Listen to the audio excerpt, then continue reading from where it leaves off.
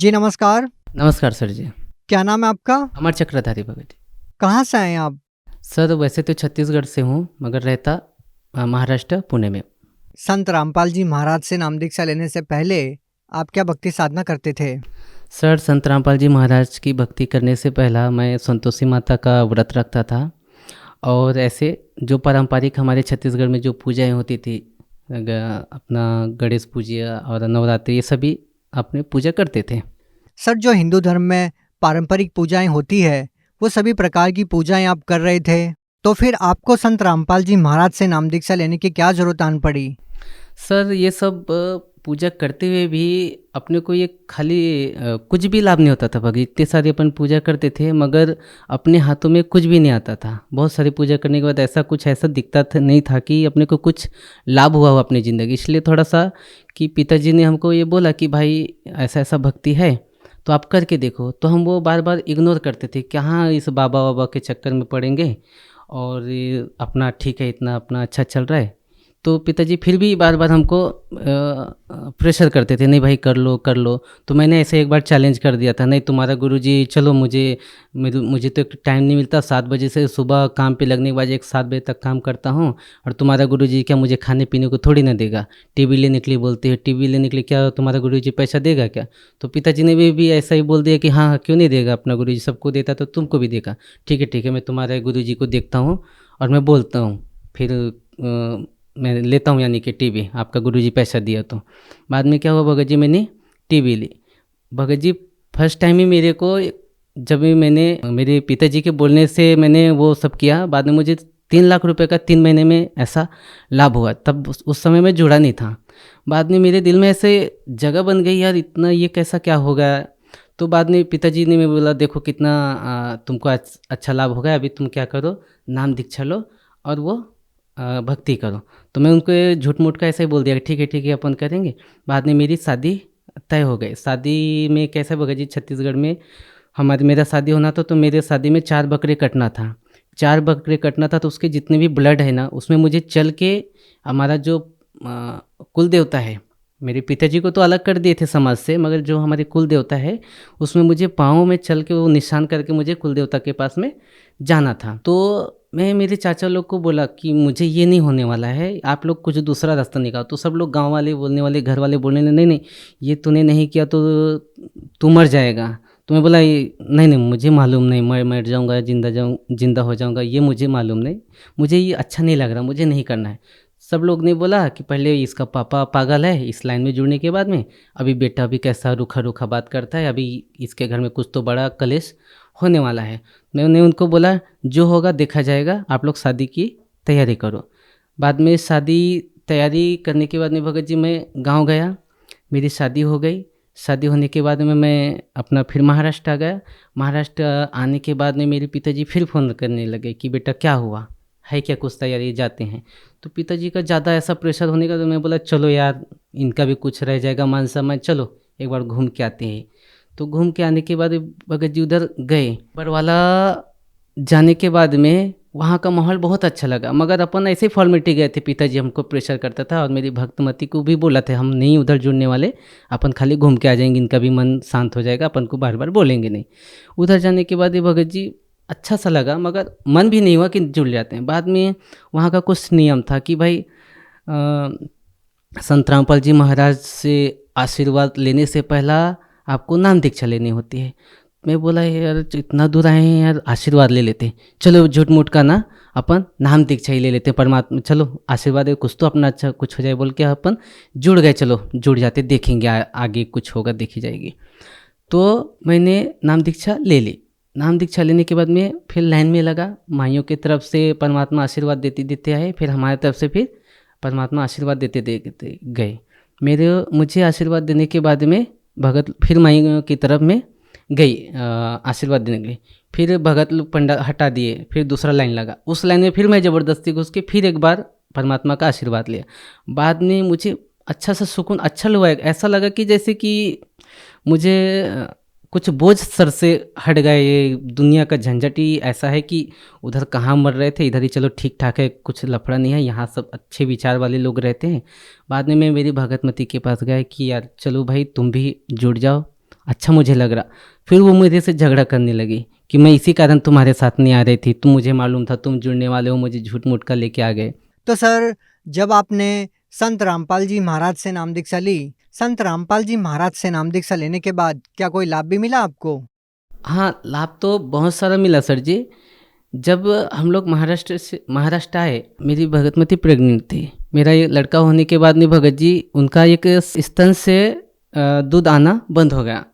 तो हमने डॉक्टर से दिखाया, उन्होंने बोला बहुत खर्चा हो गया। उस समय हमारी आर्थिक स्थिति बहुत ख़राब थी सर, क्योंकि गाड़ी एक्सीडेंट होने के कारण सब पैसा सोना चांदी जितने भी घर थे सब खत्म हो गई थी। तो माता पिता भी ने हाथ उठा दिए थे कि हमारे पास कुछ भी नहीं, हम ब्याज से भी लेके पैसा ऐसा खर्च किए थे, लेबर लोग को पेमेंट दिए थे, तो हमारे पास कुछ भी पेमेंट नहीं था। मैं भगत मित्र को बोला, भाई अपने पास कुछ भी रास्ता नहीं, अपन रोड पे आ चुके हैं, तुम परमात्मा के साथ चाहे चैलेंज करके जुड़ जाओ, चाहे कुछ भी, जो एक बार जुड़ जाओ और तुम्हारा ऐसा ऐसा हो जाएगा, तो आप परमात्मा की भक्ति करना ठीक हो जाए तो करना, नहीं तो कोई बात नहीं भाई, ज़बरदस्ती नहीं है। तो उन्होंने भी ठीक है चलो देखते हैं, अभी तुम्हारा गुरुजी मेरे को ठीक कर देंगे ना, तो मैं नाम दीक्षा ले लेना, ऐसे बोले। तो सर वो जो चैलेंज परमात्मा को किए थे, उन्होंने बोला था तुम्हारे गुरुजी मुझे अच्छे कर देंगे तो मैं जुड़ जाऊंगी। तो उन्होंने संत रामपाल जी महाराज को अरदास लगाई और बोले कि गुरुजी आप मुझे कहीं ठीक कर देते हो तो मैं आपकी भक्ति करूंगी। मेरी पत्नी की सीना इतनी फूलती जा रही थी क्योंकि दूध बाहर नहीं निकल पा रहा था, पूरा ब्लॉक हुआ था। इसके कारण धीरे धीरे पूरी बॉडी दूध के कारण भर गई थी, निकल भी नहीं रहा था और वो दर्द कम नहीं हो रहा था। बाद में संत रामपाल जी महाराज को चैलेंज किया कि आप मुझे बिना पैसे के यदि ठीक हो जाता है तो आपके संत रामपाल जी महाराज से मैं नाम दीक्षा ले लूँगी। तो मैं बोला ठीक है, आपके संत रामपाल जी महाराज सब ठीक करेंगे, आप पहले दीक्षा ले लो। उन्होंने अरदास लगाई, भगवान आप मेरी ये प्रॉब्लम है सॉल्व कर दो, हमारे पास पैसा कुछ भी नहीं, हमारी आर्थिक स्थिति खराब है, डॉक्टर भी ऑपरेशन के लिए बोल रहे हमारे पास पैसा भी नहीं, हमारी आर्थिक स्थिति भी बहुत खराब है, आप हमारे ऐसा हमारा प्रॉब्लम सॉल्व हो जाएगा तो मैं आपकी भक्ति करूँगी। तो परमात्मा की ऐसे चमत्कार हुई भगत जी, बिना दवाई के एक 15 से 20 दिनों के अंदर में वो स्वस्थ हो गई। वो फिर फूट के वहाँ से मवाद निकला, फिर धीरे धीरे उसमें हमने मेडिकल में ही जा के एक 20 रुपए का पाउडर होता है वो डाल के ऐसा उसको दवाई लगा के ठीक हो गया। डॉक्टर के पास में गया नहीं कि बड़ा ऑपरेशन का ऐसा कुछ खर्चा ही नहीं आया। फिर संत रामपाल जी महाराज के कारण मेरी धर्मपत्नी की तबीयत ठीक हो जाने के कारण उसको पूर्ण लाभ हुआ। आज वो नाम दीक्षा ले चुकी है और मस्त मेरे से अच्छी वो अभी भक्ति कर रही है। अभी हमारा वापस मैं सांगली चला गया अपनी जगह पे जहाँ पे रहता था। वहाँ जाने के बाद अपना आर्थिक स्थिति थोड़ा ख़राब हो गया था। उसके बाद में हम गांव जाने वाले थे, मेरे पास लास्ट 500 रुपये ही बचा था। तो सर जी मेरे पास लास्ट 500 रुपये थे, तो हमने नियोजन कर लिया था कि भाई चलो महाराष्ट्र से छत्तीसगढ़ जाते हैं और अपना कुछ नहीं है इधर, पूरा बिजनेस थोड़ा सा लॉस हुआ, अपन उधर ही जाएगी, कुछ तो खेती बाड़ी करेगी। सर जी वहाँ से फिर मेरे को एक फ़ोन आया, संत रामपाल जी महाराज से हमने अरदास लगाई थी, तो परमात्मा ने संत रामपाल जी महाराज ने वहाँ से उनका आदेश आया था कि परमात्मा दया करेंगे, आप लोग भगवान की भक्ति करते रहो। संत रामपाल जी महाराज का ऐसा आदेश आया। तो भगत जी हम 500 रुपये ही मेरे पास था, गया तो वहाँ से फ़ोन आया कि आपको एक 60 लाख का टेंडर आपको हम देते हैं। तो मैं कम से कम भगत जी उनको 50 बार बोला कि ये मुझे कैसे आ सकता है, मैं तो ये बिल्डिंग बनाने का काम ही नहीं करता, मैं लेबर कॉन्ट्रैक्टर हूँ। लेबर कॉन्ट्रैक्टर, आप मुझे बिल्डर का काम बता रहे कि आपको हम इतना पैसा देंगे और आपको हमारा घर बना के देना पड़ेगा। तो कम से कम उसको मैं 50 फ़ोन लगाया और बाद में पूरा वेरीफाई किया कि भाई सच में ऐसा है क्या। तो बोले हाँ है। तो बोले नहीं मुझे यकीन नहीं होता। तो मैं वो 500 रुपये लेके उनके पास गया। वो मुझे उसमें नाश्ता भी करना था, पेट्रोल भी डलाना था और 70 किलोमीटर जाके वापस भी आना था, मतलब 150 किलोमीटर जाना आना था। गया, सर जी इतना बड़ा चमत्कार हुआ परमात्मा संत रामपाल जी महाराज की वजह से। मुझे 50,000 रुपये जगह पे एडवांस दिया। मेरे पास सिर्फ 500 रुपये था लास्ट टाइम। जब मुझे 50,000 रुपये दिया तो मेरी वहाँ पे आंसू निकल गए। मैं बोला भगवान ये क्या मेरे पास इतना बड़ा चमत्कार होगा कि मैं यहाँ का अनजान, मैं छत्तीसगढ़ का रहने वाला, ये मुझे 50,000 कैसे दे दिए, क्या हुआ कैसे हुआ बोल के।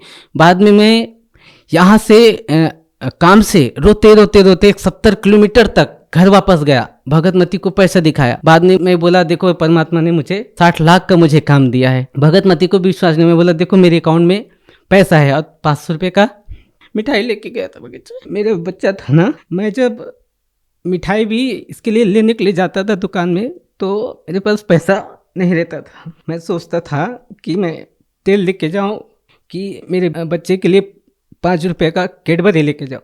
इतना मेरी हालत ख़राब थी, मुझे कुछ भी समझ में नहीं आता था, इतना वीकनेस हो गया था। मगर परमात्मा ने जब 50,000 रुपये दिया, रोते रोते पूरा वहाँ तक गया अपनी भगत में।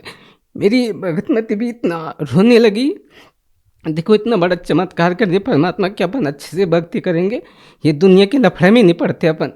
सब जो दुनिया अपने को रखे या ना रखे, संत रामपाल जी महाराज को जिंदगी भर अपन छोड़ेंगे नहीं। जान दो दुनिया की, अपना अपन दुनिया की सुनने वाले नहीं, अपने छोकर गांव निकाला करे, चाहे दुनिया से कहीं से कुछ भी, अपन परमात्मा को नहीं छोड़ेंगे। ये इनका जीवन दान देने का आपने मेरे को भगत जी अभी के डेट में कम से कम 60 लाख मुझे काम मिलने के बाद भगत जी सर जी मैंने उनका पूरा काम कंप्लीट किया। कम से कम 1.5 करोड़ का अब तक काम किया उनका भी। मेरा काम अभी कम से 8 साइड मैंने फाइनल किए हैं। 3 काम मिलने के 60 लाख का टेंडर हुआ, वो फाइनल किया। बाद में मुझे 3 काम और मिला, कम से कम 40 लाख का, वो फाइनल किया। अभी कम से कम मेरा 25 लाख का काम चालू है, वो मैंने अभी पेंडिंग है, आधा अधूरा काम है। मेरा घर में रहने का नहीं तकलीफ था भगत जी, बारिश हुआ तो 10 ठिकाने से पानी नीचे गिरती थी। संत रामपाल जी की दया से अभी मेरा 4 मंजिल का घर बनाया हूँ। अभी कुछ दिन पहले अभी मैं सोल्ड 4 व्हीलर गाड़ी लिया है, जो मेरे गांव में किसी के पास गाड़ी नहीं। 8 लाख की सोल्ड गाड़ी लिया है। पूरे गांव वाले बोलते हैं कि भाई इनके पास क्या सोने का खान मिला है। मगर उनको बोलते हैं सर जी कि भाई संत रामपाल जी महाराज के शरण में आने के बाद में हुआ थोड़ा तकलीफ हुआ स्टार्ट में। परमात्मा अपनी वाणी में बोलते हैं कि धीरे धीरे रे मना धीरे सब कुछ होए, माली सिंचे 100 घड़ा ऋतु आए फल होए। सर मैं लूट पिट चुका था, सिर्फ मैं लास्ट में मेरा 500 रुपये ही था। परमात्मा की दया, संत रामपाल जी महाराज की दया की वजह से 60 लाख का मुझे काम मिला। अभी मेरे करोड़ों का बिजनेस चालू है। 4 मंजिले का घर टिका लिया हूँ। मेरे गांव आसपास, मेरे गांव में क्या सर जी, आसपास की एक 20 किलोमीटर 50 किलोमीटर आप भी घूमेंगे तो किसी का 4 मंजिल मकान नहीं है। सोल्ड मैंने गाड़ी ले ली। अभी परमात्मा की दया से, संत रामपाल जी महाराज की दया से अभी भगत जी मैं अपने एरिया में टॉप में हूँ। सब बोलते कि भाई ये अच्छे लाइन में जुड़े। पहले तो हमको कोसते थे कहाँ ये अपने ज़िंदगी बर्बाद कर। अभी इस परमात्मा का भी उन लोग भी बोलते हैं संत रामपाल जी महाराज का ज्ञान अच्छा है और वो भी अभी सहयोग करते हैं मेरे गांव में। आपको मैं एक और बात बताना चाहता हूँ। जब हम गांव में रहते थे तो हमारा दारू का धंधा था, चिकन मटन का धंधा था, बकरी बेचते थे, मुर्गी बेचते थे, कबूतर, ये सब चीज़ बेचते थे।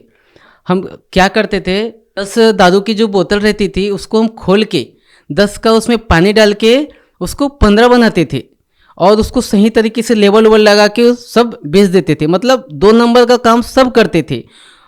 फिर सिगरेट पीता था मैं, इतना सिगरेट पीता था कि मेरे हाथों से सिगरेट हटती नहीं थी। जब तक मेरा 2-3 पैकेट 4 पैकेट ख़त्म नहीं होता था, 12-1 बजे 2-2 3-3 बजे तक जगता था। सर हमको टेंशन आ गई थी कि परमात्मा संत रामपाल जी महाराज के नियम में लिखा था तुमको यही नहीं करना, तुमको शराब नहीं बेचना, कुछ ये बकरे नहीं बेचना, बकरी नहीं काटना, ये नहीं करना। तो हमको टेंशन आई कि हमारा घर गृहस्थी कैसे चलेगा। संत रामपाल जी महाराज की दया से अभी ऐसा दया भगत जी, मेरा भी करोड़ों का बिजनेस है। सब धंधा, वो गोरख धंधा छोड़ने के बाद में अभी देखो भगत जी मेरे एरिया में परमात्मा ने मुझे शिखर पे पहुंचाया। अभी मुझे 1 रुपए की कहीं किसी से हाथ फैलाने की किसी की गरज नहीं है कि मैं किसी से 5 रुपए मांगू या 10 रुपए मांगू। परमात्मा ने मुझे शिखर पे पहुंचाया है। सर जी मैं परमात्मा मैं अपने संत रामपाल जी महाराज के लिए ये शब्द उच्चारण करता हूँ, क्योंकि मेरा भगवान और सब कुछ मेरा संत रामपाल जी महाराज। मुझे तो पता नहीं कि कौन क्या है, मगर मेरे लिए संत रामपाल जी महाराज मेरे लिए भगवान है। सर आप भगत समाज को